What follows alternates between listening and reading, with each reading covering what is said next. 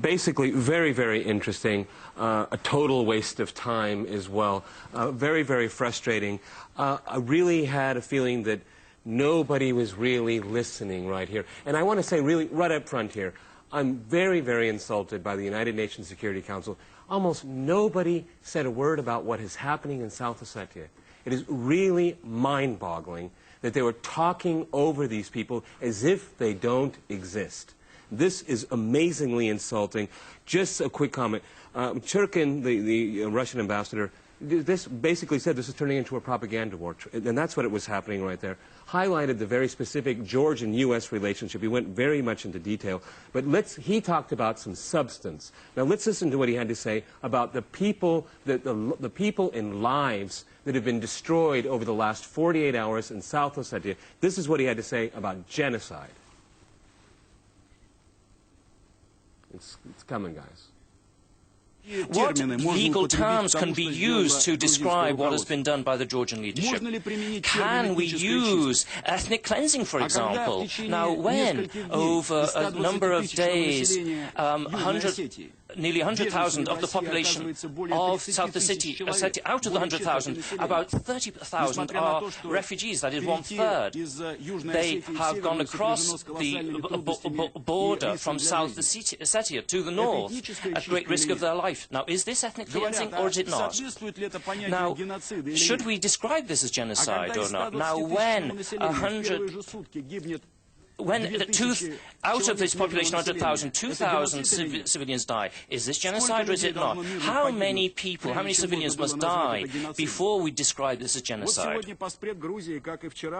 Essentially, the ambassador, and it was asking, has there been the death of outrage? The death of outrage. No longer can we be outraged by what we see in front of our eyes if we choose to look at it.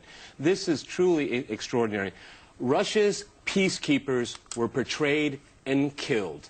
The peacekeeping mission collapsed and failed and people died. What was Russia supposed to do? Like the Dutch at Srebrenica and run away and have a catastrophe on their hands? No, that did not happen.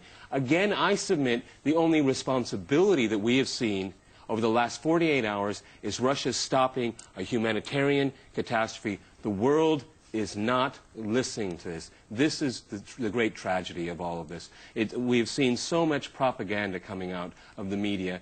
The press reports, the media kit that they gave all of the members, we listened to it very carefully.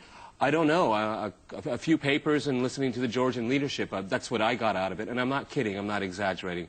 It's a total insult to the tragedy of the people that are experiencing it. All people that is in this conflict, okay? I'm not just one ethnic group or another, but the entire thing. And the resolution that they're not going to sign a resolution here, and Georgia has been given, really what it should be given, an ultimatum is to cease all hostilities and just promise not to kill your own people anymore. Simple as that.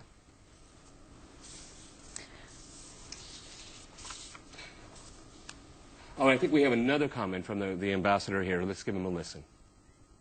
And let me recall that our peacekeepers are in South Ossetia in accordance with agreements of 1992, which was signed by Georgia and South Ossetia. And when they are attacking directly, and when they are trying to attack the civilians, most of whom are Russian citizens. So what did they expect? Did they expect our peacekeepers to run away, just as some peacekeepers ran away from Srebrenica?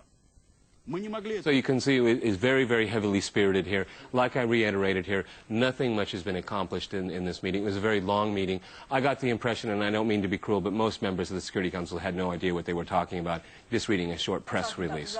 Well, yeah, and very much stereotypes here. And we had the Georgian representative. I mean, just insult to injury. This is the Soviet Union. It's not helping very much at all. The collapse of the Soviet Union was a catastrophe for the Georgian people that most people don't want to recognize. Let's listen to some more comments that the ambassador had to say. Let's give him a listen. Russian ground troops, armed invasion, transformed already in a full-scale occupations of parts of Georgian territory. The process of extermination of Georgian population and annihilation of Georgian statehood has been going on in full swing. This is projection. You know what the projection is?